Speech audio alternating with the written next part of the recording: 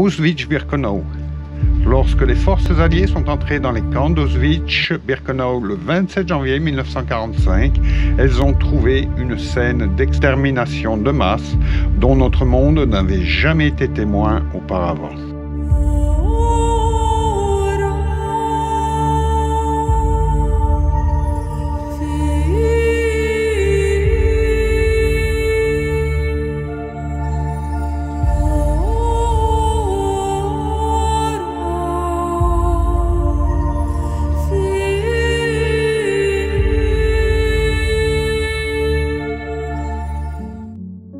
Destination Auschwitz. En effet, c'est le lieu que nous avons choisi en ce mois de juillet pour nous rendre sur le lieu de mémoire situé en Pologne et plus connu en allemand sous le nom de Auschwitz.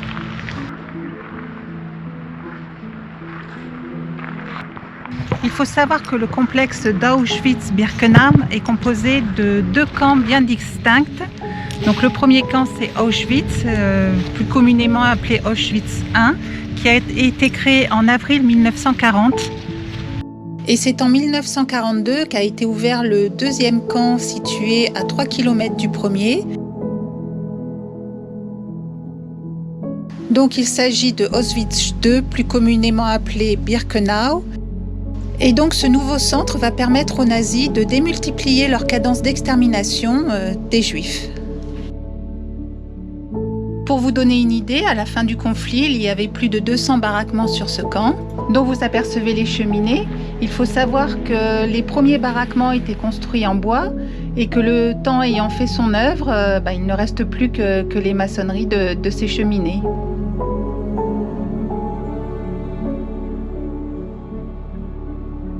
Donc vous pouvez apercevoir une vue d'ensemble d'Auschwitz II avec l'entrée principale par où arrivaient les convois de déportés et un petit peu plus loin la plateforme où était effectué le tri de sélection des prisonniers. Donc nous voici à la station d'Auschwitz-Birkenau où les trains transportant les prisonniers juifs arrivaient des 4 coins de l'Europe occupée.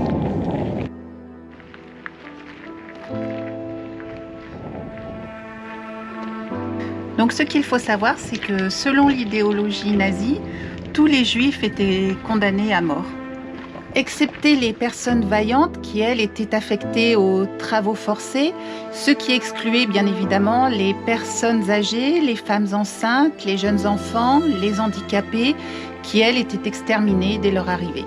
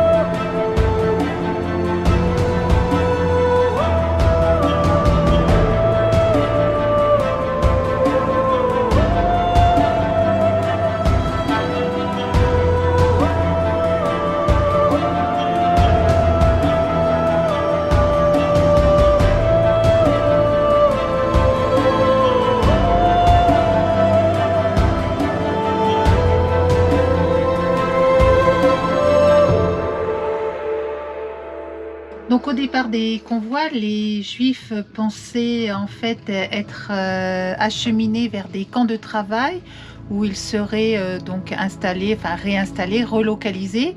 Donc c'est pour ça qu'ils étaient partis avec leurs valises pleines d'affaires personnelles, de vaisselle et même leurs objets précieux qu'ils pensaient utiliser pour soudoyer les gardiens du camp de travail où ils pensaient être relogés.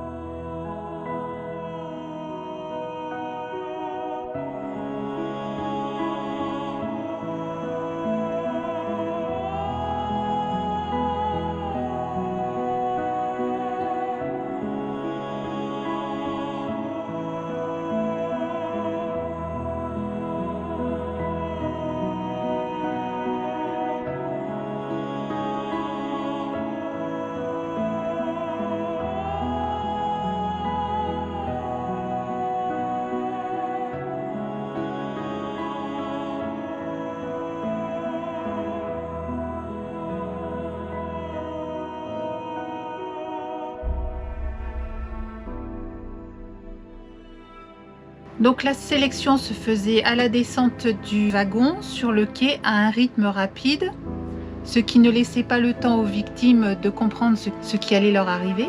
Donc cette rapidité était voulue par les SS, c'était vraiment intentionnel. En effet, cela ne laissait pas le temps aux Juifs de penser à autre chose et ils n'avaient pas le temps de réaliser ce qui s'est passé et donc d'opposer la moindre résistance. Cela faisait donc partie du processus de déshumanisation qui rendait les choses beaucoup plus faciles pour les bourreaux.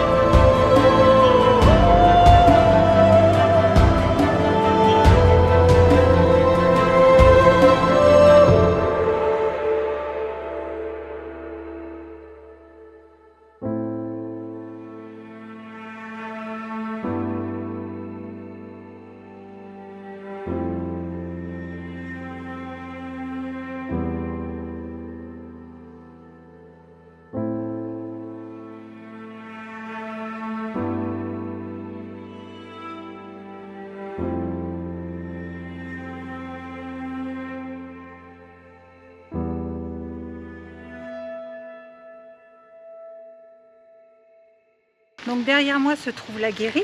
Donc elle se trouve au centre du camp, ce qui est une situation stratégique, car au sommet il y avait une cloche qui le matin sonnait le réveil, le soir le couvre-feu et de temps en temps dans la journée pour faire l'appel des prisonniers présents sur le camp.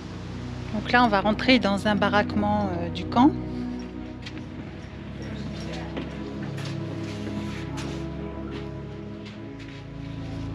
Il y a une espèce de poêle là. Ouais. Donc à l'entrée, on peut voir ce qui ressemble à un poêle à bois.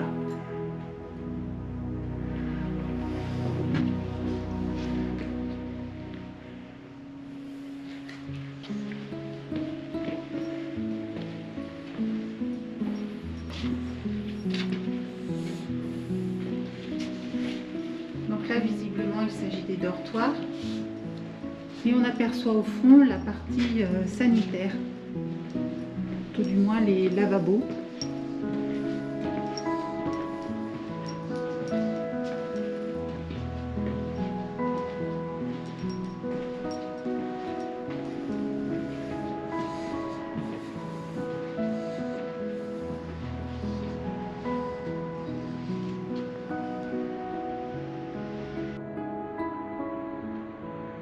Les baraquements étaient équipés pour recevoir des blocs sanitaires qui n'ont jamais été posés.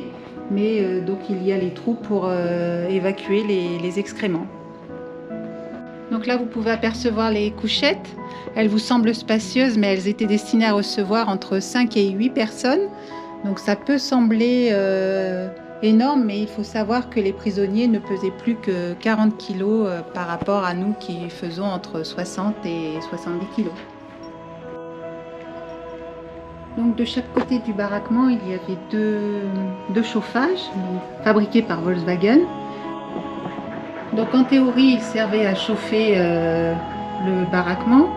Sachant que l'hiver, il faisait moins 25, on obtenait des températures de moins 5, moins 8 à l'intérieur.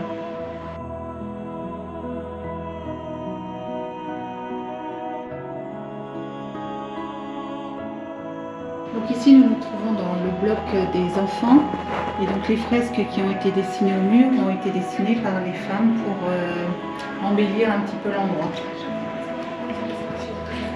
Donc là on se trouve sur le site du baraquement 31, donc qui était le baraquement réservé aux enfants jumeaux sur lesquels les médecins faisaient des expériences pour pouvoir rendre les femmes allemandes plus fertiles.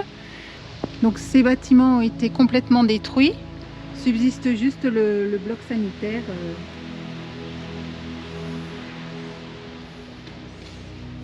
Il manque encore la tuyauterie.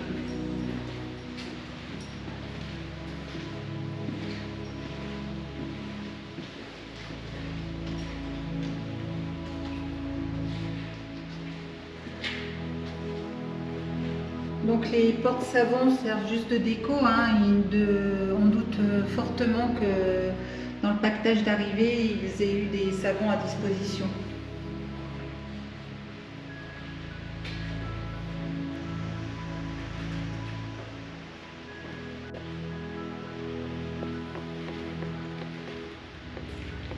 Donc là, nous arrivons dans la chambre à gaz et le crématorium du camp d'Auschwitz. Donc les prisonniers étaient regroupés dans cette pièce. On leur expliquait qu'ils allaient être désinfectés. Donc on les faisait se déshabiller. Les portes étaient refermées et les soldats allemands jetaient des cristaux de Zyklon par ces ouvertures dans le toit.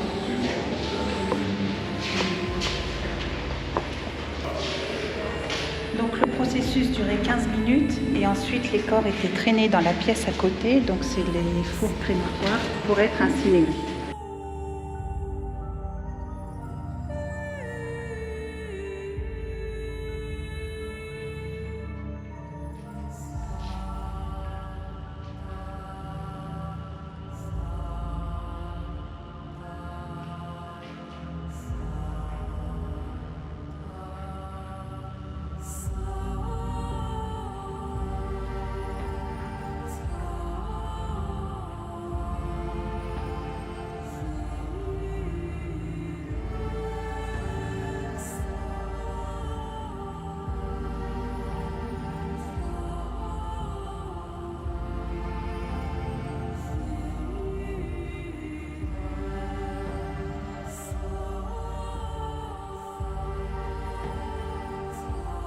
Donc cette fois-ci, nous nous trouvons devant les ruines de la chambre à gaz et des fours crématoires de Birkenau.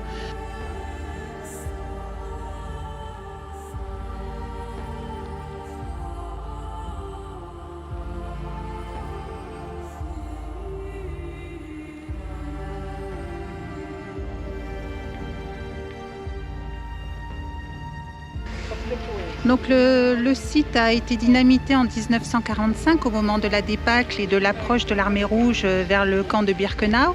Et donc au fond, vous apercevez la partie four de crémation.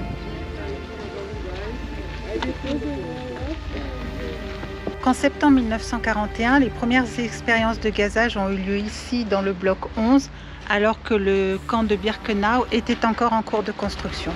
Donc dans le sous-sol de ce bâtiment, des centaines de prisonniers polonais et russes ont été regroupés dans les cachots. Les portes étaient scellées et les cellules remplies d'un pesticide mortel, le Zyklon B.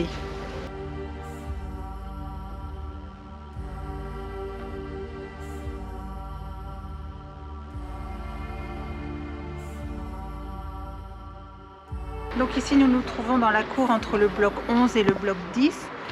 Sur ces poteaux étaient attachés les prisonniers politiques et membres de la résistance polonaise pour subir des tortures. En fait, ils étaient attachés les bras tordus dans le dos et ils étaient flagellés. Et au fond de la cour, nous avons le mur de la mort où étaient exécutés par balle les prisonniers. Et donc les fenêtres du bloc 10 étaient occultées par des planches de bois pour éviter que les prisonniers voient ce qui se passait dans la cour entre le bloc 10 et le bloc 11. Donc là, nous nous trouvons dans le mémorial dédié aux déportés français. Et sur les murs, vous pouvez apercevoir les convois en fait, des déportés de France vers Auschwitz. Donc ici, vous avez le numéro du convoi, le jour où il est parti, le lieu de départ, donc la destination, le nombre de déportés qui étaient dans le train, le nombre qui ont été gazés à l'arrivée et le nombre d'hommes et de femmes qui est resté après la sélection.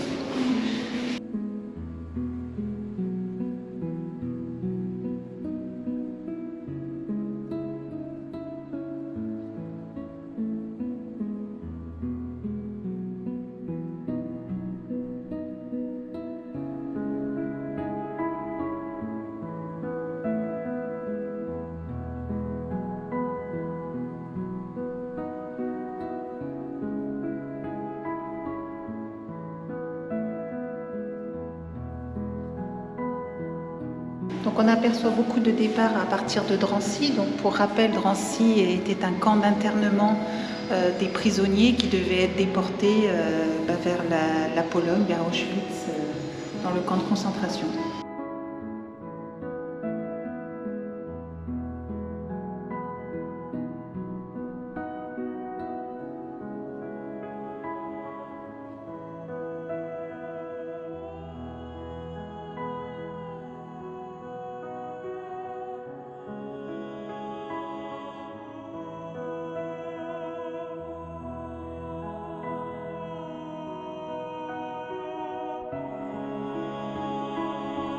Donc voilà pour cette vidéo un peu spéciale. Donc au niveau des informations pratiques, sachez que vous pouvez visiter en visite libre, c'est-à-dire sans guide, gratuitement le site de Auschwitz-Birkenau. Donc à partir de 16h pour Auschwitz 1 et à tout moment de la journée suivant l'affluence qu'il y a pour Auschwitz 2. La navette entre les deux sites est également gratuite, c'est compris dans le billet, le free tickets comme on dit, parce qu'il faut quand même prendre un ticket, vous êtes quand même répertorié, donc il faut prendre un ticket free tickets et donc vous pouvez visiter librement ces deux camps de concentration. Donc ce dispositif d'entrée libre nous a permis de passer plusieurs jours sur le site pour pouvoir vous offrir bon nombre d'images et vraiment documenter cette vidéo. Donc nous espérons que cette vidéo vous aura plu. N'hésitez pas à vous abonner et à activer les notifications si vous voulez ne rien rater de nos aventures. Et nous vous souhaitons une bonne semaine.